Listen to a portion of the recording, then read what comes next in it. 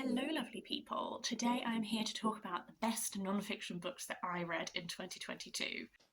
Doobie doobie doobie doobie doobie doobie doobie doobie doobie doo. Doobie doobie doobie doobie doobie doobie doobie doobie Sophie vlogs. Usual disclaimer, these are the books that I read in 2022. They are not all 2022 releases, although some of them are. I'm not going to go through in an order because I cannot rank things for the life of me. I'm just going to go through in the order that I read them throughout the year. That means I'm going to kick things off with Helen of Troy by Bettany Hughes. I love this book so much. I think this is a fantastic piece of non-fiction writing. I love Bettany Hughes anyway. I have so many feelings about Helen of Troy as a figure of myth, and particularly in myth retellings, I have so many strong opinions. This is fascinating. It takes us through so many aspects of the idea we have of Helen of Troy. So a lot of what she does in this is she very much posits Helen in the particular historical context. And she's like, okay, let's say Helen was real. What would her life have practically been like? Like, what would this civilization have looked like? What would she have worn? Where would she have lived? What would daily life have been like for her? What would her power have been like? We also go into other topics that are like, let's look at her portrayal in literature and that kind of thing. And all of this is just like, at the end of this, you come away with such a fantastically complex idea of positing Helen in the historical context that like she would have been from, looking at her in the context of antiquity and the writings that we have recorded where she features, and then also coming through to a much more contemporary time of like what are much more contemporary versions of her like, and then because you have that rooting in antiquity, you can compare how attitudes to her change and in some ways became a little less complex for a while based on how this nuance with people who viewed Helen as a goddess versus, well, it's the subtitle, Goddess, Princess, Horse. Princess is very much positing her in the historical context. Goddess is looking at that role that she also had as a deity in religion and that kind of thing. And then Whore is very much like this maligned side of Helen. Fantastic. Loved it so much. After that is another book that I absolutely adored, and you will I did a video where I talked about both of these books and two other books in much more depth, and I will link that down below. This is Entangled Life by Merlin Sheldrake. I have not shut up about this book since I read it. I have recommended it to so many people. I have bought it for so many people. I just think that this is absolutely fascinating. It's all about fungi. I think that Merlin Sheldrake does a wonderful job of really challenging the way that some nature writing tries to anthropomorphize the nature that it is talking about. Whereas why this worked so well for me is that he really highlights like fungi are not like people. Fungi are kind of like aliens to people, and that's fascinating. They are this complete other form of life that functions so differently to anything else that I know of, and that's what I find absolutely wonderful about them. And this was just a joy from start to finish. He covers loads of different topics to do with fungi. I just think it is like accessible and delightful. After that is another piece of history that is Black and British by David Olusoga. This is an absolute tome. I can't even remember how long it is, but it's a beast that is just going through. It starts in Roman times and it works through to much more contemporary times, and it's just looking at forgotten pieces of Black British history. David Olusoga is a presenter, and I really like the way that he presents his TV shows, so I kind of knew that I was going to like how his writing was going to be, but it's always interesting to see someone who is a presenter and then read their writing. I thought that this was like impeccably well researched and fleshed out while also remaining very accessible. He covers such topics, like there is a heavy focus on particular time periods for sure, but he just goes into such depth and detail, and I just thought it was absolutely marvellous. Next up is some food writing. This is The Year of Miracles, Recipes About Love and Grief and Growing Things by Risbridger. I never know quite the line to walk with what is food writing, what is cookbooks. I think that this one deliberately is melding the two, because this is very much like writings about this year of her life with then recipes. So it goes through like the calendar year, and we open up with a piece of writing about that particular time, and then we have some recipes. I loved Midnight Chicken by Risbridger. It lives just here, easy access, because I cook from it a lot. Midnight Chicken was written while her partner was undergoing cancer treatment, and then this is written after having lost him. And it's very much about putting yourself back together, but also the experience that she had is that it's like, this is supposed to be the time that she's putting herself back together, but now there's a pandemic and life is on hold again. It's one of the only books that I think I could read that touches on the pandemic, because I'm not ready to do that yet at all. But this worked really well for me because I love the way she writes. I love the way she writes about food, but also about, like, I find her writing so comforting, and it's a real light for me sometimes. So I had to mention it, loved it. After that is Now You See Me, Lesbian Life Stories, edited by Jane Traies. This was stunning. It made me weep multiple times. Jane Traies did like a research project for like an academic piece of writing, I think, where she gathered lots of first-hand testimonies from women who were lesbians, who were living around like the 30s, 40s, 50s kind of era.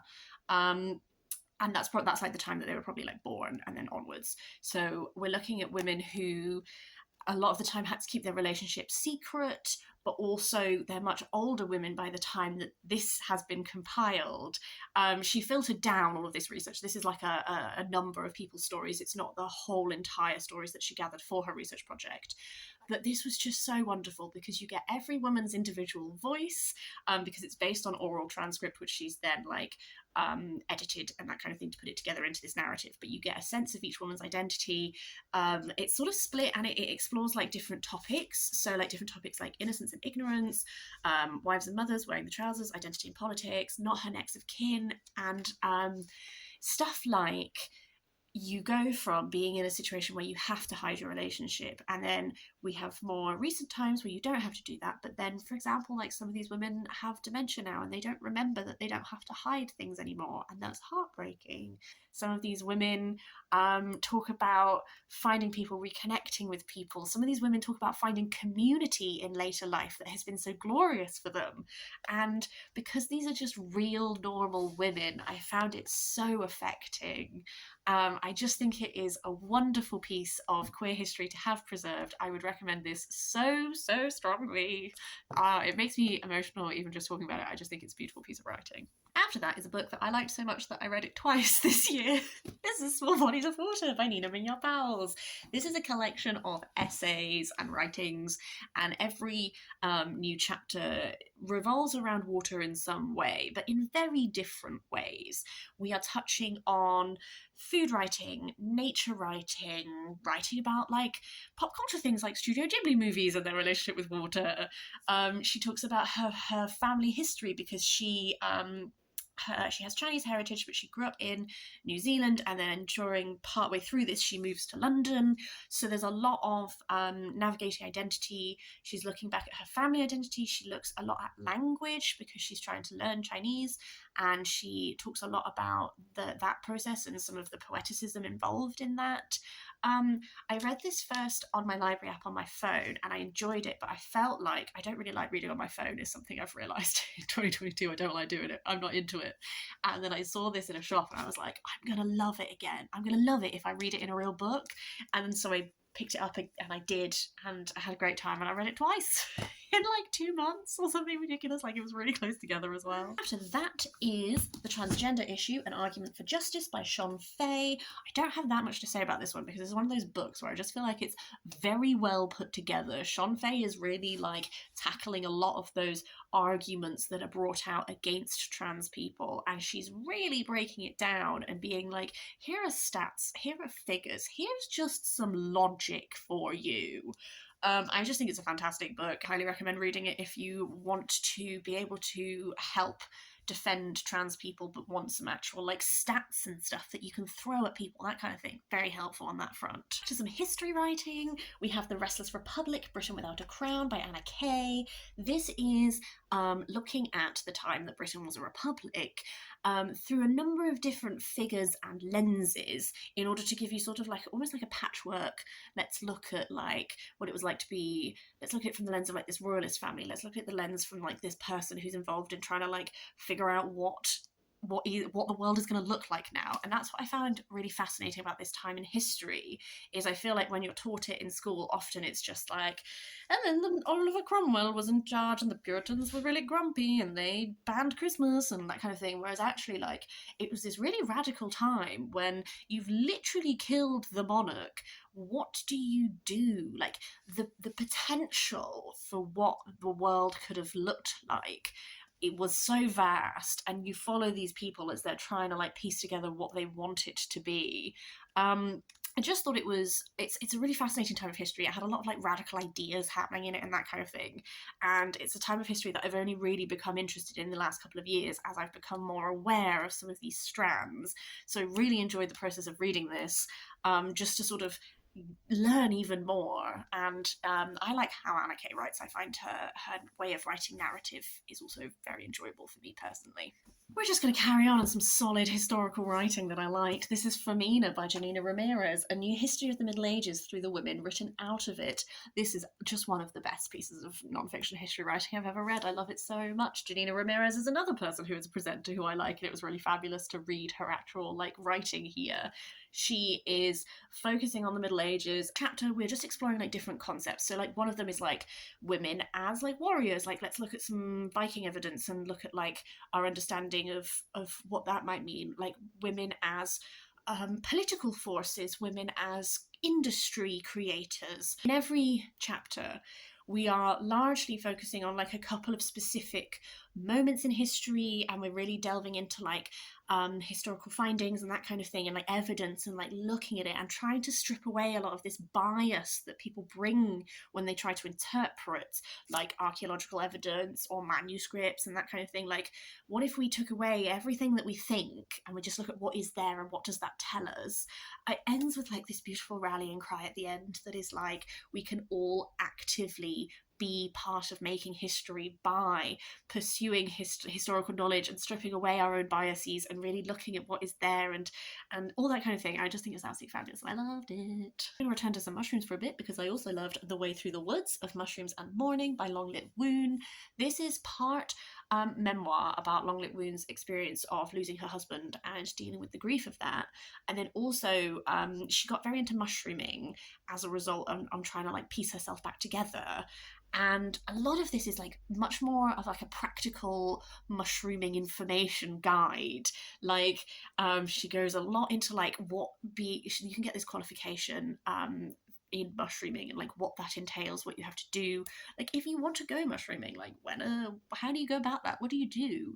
The names of mushrooms, like what they mean, just all of this wonderful, wonderful information. This is a lovely like physical book, and it's written in a way that is just so easy to read. This is like such a lovely, easy read. If you are a person who is interested in fungi and maybe doesn't want to go super hard into the science and stuff of it that, like, for example, Entangled Life would, but if you're more interested in like practically finding mushrooms and doing all that kind of thing, like this is absolutely the book to read. It was just wonderful. To go back to some food writing, we have Small Fires, An Epic in the Kitchen by Rebecca May Johnson. This is unlike any food writing I have read before. It is really challenging the idea of what food writing is and our ideas of like what interacting with recipes are, and just it's so small. It's written in a way that has like a lot of poetry to it. I found like the writing almost like lyrical at times, like it's very beautifully written, and it's really just like felt to me, with all the food writing that I have read, this was a very like fresh and new way of approaching the genre and of interrogating some of the ideas that we have about like recipes being constricting and like gendering them and that kind of thing. Like it was just absolutely fabulous, and I want to reread this potentially in 2023. I think I might plan like a reread of this at some point because I enjoyed it. It's really stuck with me, and I'd quite like to return to it and see how my thoughts have developed alongside it. After that is a book that I can't show you because I lent it out immediately because it was fabulous, but that's the Seaweed Collector's Handbook by Miek Zwamborn, which is all about seaweed, and it was fascinating. It was a beautiful physical object to hold. It has loads of images in it, so lots of pictures, like photographic or artwork or otherwise. And it's really just exploring everything to do with seaweed, seaweed as food, seaweed as a form of industry throughout history, the scientific engagements with seaweed that are happening, artistic engagements with seaweed, like seaweed as fashion, seaweed as art, seaweed as depicted in art. So many wonderful things. It's definitely sparked me off with being very interested in seaweed now, and that's a little topic that I'm exploring at the moment. Um, the final nonfiction book I have to talk about is another wonderful one, of course. This is Hidden Hands, The Lives of Manuscripts and Their Makers by Mary Wellesley. This is a fascinating look at everything to do with medieval manuscripts, how they are made, the different like processes of making a physical manuscript, like how does this come into being, how we learn about the people who made them, like what do you look for in a manuscript to try and identify like who the makers are and what we can learn about them, or the people who commissioned manuscripts, how they have been preserved throughout time. And one thing is just that I've come away from this with is just like this sense of wonder at the fact that we have any medieval manuscripts remaining to us at all, and also how vital they are to our understanding of history and of historical events and time periods and that kind of thing. It was illuminating, forgive the pun, and it was just wonderful. Um, those are my top nonfiction reads of 2022. I absolutely adored all of these. Please let me know your favourite nonfiction books that you read in 2022. I have got so much more into nonfiction these last few years, and I always like these are some of my absolute favourite reads of the year, and some of them are favourites of all time for sure. I just find that nonfiction, I come away from good nonfiction and I feel so inspired and so passionate, and it really feels like a whole like area of the world has like opened up to me that I've never really understood before, and all that kind of thing. So I love the process of reading nonfiction. I would love to hear your thoughts on any of these. I would love to hear your recommendations for any of these. Please do leave a comment down below if you fancy it. Otherwise, I will see you next time for the best fiction books that I read in 2022.